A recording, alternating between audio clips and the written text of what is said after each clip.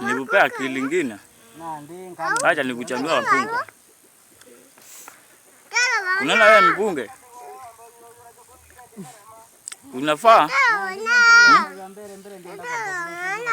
kukua kama unataka kwa kukua na maendeleo. Mtu anashianga hivi. Anaenda ananyonya maziwa ya rais, kunyonya.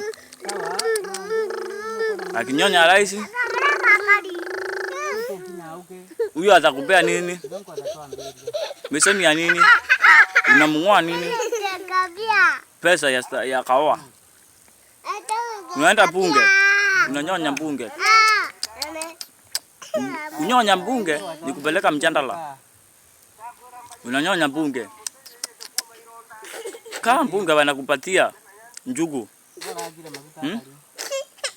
Unaenda kwa gavana, kwa kaunti yenye uko, unamnyonya. Huyo anakupatia nini? Miraa. Alafu sasa unaenda kwa contractor.